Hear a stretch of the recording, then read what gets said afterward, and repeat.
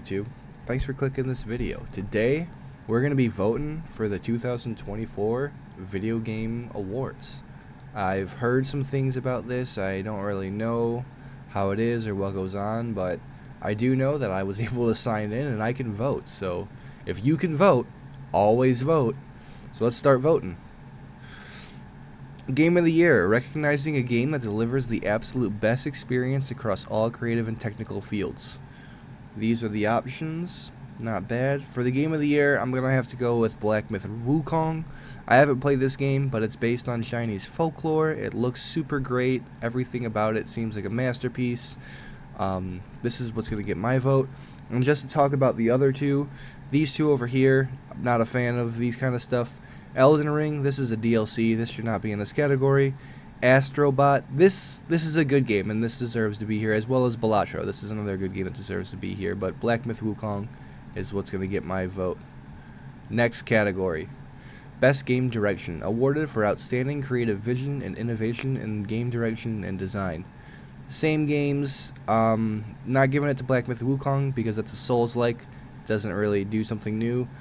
Astrobot could get it, or Balatro, but I think Balatro has a more outstanding creative vision and innovation in terms of video games. I haven't played this one, but I've heard many great things about it, and I might pick it up when it comes to mobile. So if you're a mobile gamer, this game's supposed to be super good, so play it. It should be a good one, and I'm going to vote for it. Is Best Narrative, for outstanding storytelling and narrative development in a game. Again, Metaphor, ReFantazio, not for me. Final Fantasy games, not for me. Senua's Saga, I heard was good and bad. I've mixed reviews on this and what I've heard. Silent Hill 2 is a great franchise. Haven't played it. Again, I've not played any of these games, but I'm going to have to go with Like a Dragon Infinite Wealth just because of the Yakuza series. Always has outstanding storytelling and narratives from what I hear, just consistently time and time again. So I'm going to give Like a Dragon Infinite Wealth my vote, and I'm sure we'll come back to Silent Hill 2 later. For Best Art Direction, it says for outstanding creative and or technical achievement in artistic design and animation.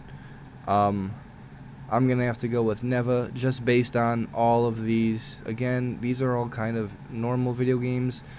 This is the most artistic one in this category, in my opinion, so I'm going with Neva.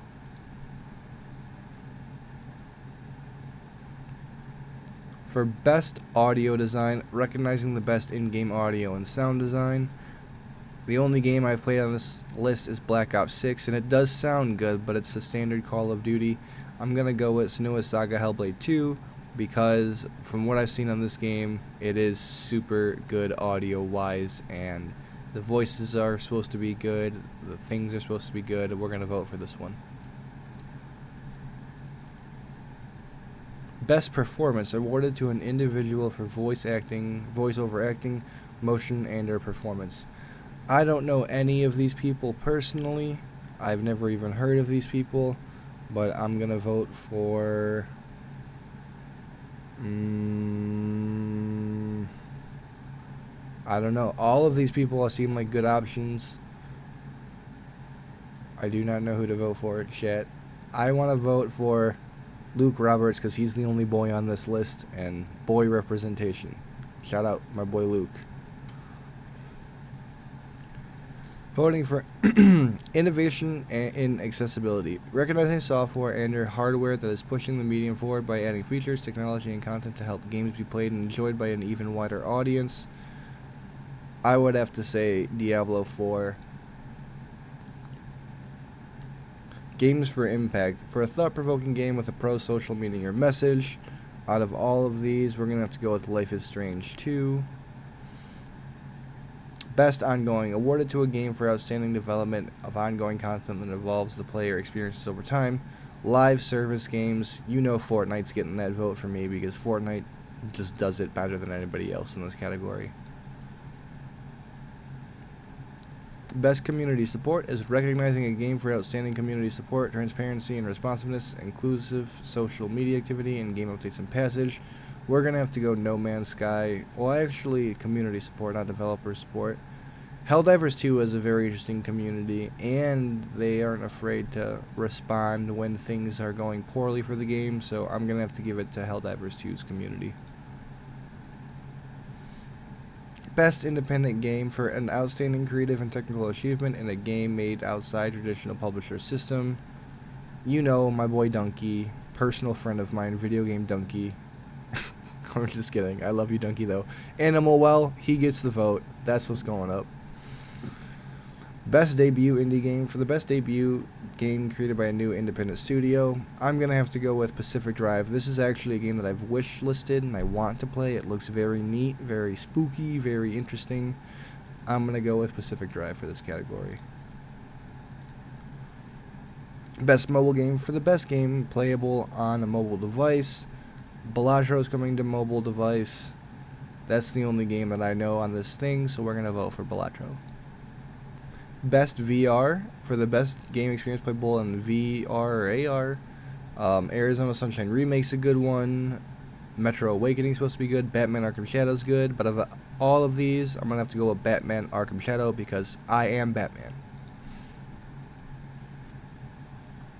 For the best game in the action genre focused primarily on combat, we're going to go with Warhammer 40,000 Space Marine 2. I have a YouTube series of this game. I also have a COD YouTube series, so if you're interested in either of those, check them out.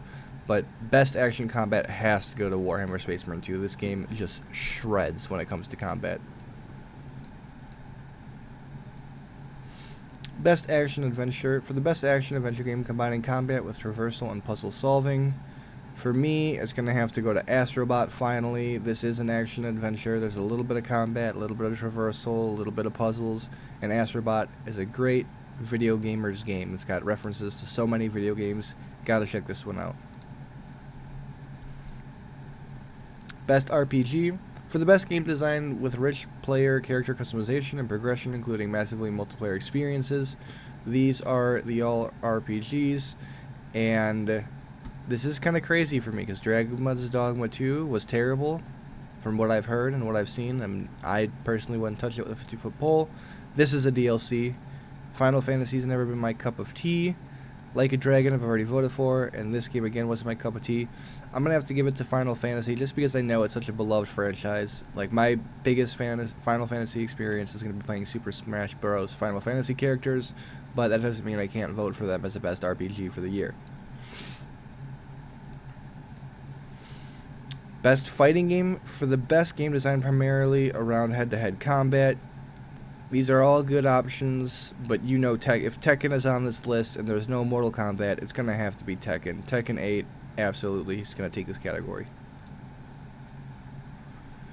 Best family game. The best game for family play, irrespective of genre or platform. You already know we have to go with Super Mario Party Jamboree. This is a great family game for all families and was one of the games of all time for family play.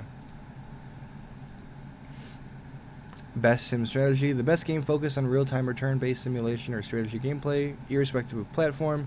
Age of Mythology Retold's a remaster. Frostpunk 2, Manor Lords. So for me, it's between Frostpunk 2 and Manor Lords, both of which the original Frostpunk was super good. I heard Frostpunk 2 wasn't as good as Frostpunk 1, but that just might be biased in a sense of people expected more. But Manor Lords, I think it's still in early access. I'm not sure on that, but this game I hear is an absolute masterpiece, so we're just going to have to vote for it for that reason. Best sports racing. All of these games I would recommend not touching with a 24-foot pole, but I'm going to go with Top Spin 2K25 because tennis. I love tennis. Best multiplayer. For outstanding online multiplayer gameplay and design, including co-op and massively multiplayer experiences, irrespective of game genre or platform. Call of Duty. Call of Duty's a juggernaut. Call of Duty. Adaptation. Recognizing outstanding creative work that faithfully and authentically adapts a video game to another entertainment medium. We're going to have to go with Fallout. This show was super good. I heard great things about it. I personally didn't watch it, but out of all of these, Fallout's going to get my vote. Most anticipated game. Recognizing an announced game that has demonstrably illustrated potential to push the gaming medium forward.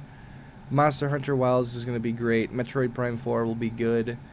GTA 6 is going to get my vote. Ghost of Yotei looks super good too, and Death Stranding was not my cup of tea, but we'll see how that is. But you know, if Grand Theft Auto 6 loses this category, something's wrong.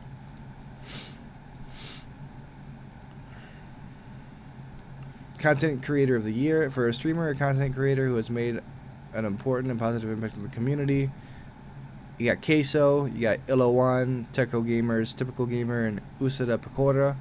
Queso for sure. This dude is a huge inspiration to me and to other streamers and YouTubers who want to be out there. This man is a hero, and you could tell because he's straight facing it behind a Waffle House. Queso's getting my vote. Best esports game. For the game that has delivered the best overall esports experience to players. Counter-Strike. I love Counter-Strike. This is an oldie but a goodie. I love to watch it more than I like to play it. Dota 2 is going to be a hard pass. League of Legends a hard pass. Mobile Legends Bang Bang I've never even heard of. And Valorant is an inferior Counter-Strike. So you know we're going with Counter-Strike for the best esports game. Best esports athlete. The esports athlete judged to be most outstanding for performance conduct in 2024, irrespective game. We got 33, Alexi B, Chovy, Faker, Zaiwu, and Zimjika. I'm between Alexi B and Zaiwu. Vitality, Counter-Strike player, or Alexi B is a Navi Counter-Strike player. I'm going to go with Zaiwu because Zaiwu is just a legend. Best esports team. Recognizing a specific esports team judged the most outstanding performance. You got Billy Gaming from League, Genji from League, Navi from CS, T1 from League, and Team Liquid from Dota 2. Navi for CS has to be it because it's the only CS team here. Well, YouTube, that was episode 1 of the 2024 Game Awards voting process. That was the initial round. We'll come back on December 2nd and we'll see what round 1 has to bring when it opens up. But if you like this type of video, if you like this type of content, make sure to like this video, comment your thoughts down below if you agree or disagree with some of my takes, and subscribe because of video games. Peace out. Love you all.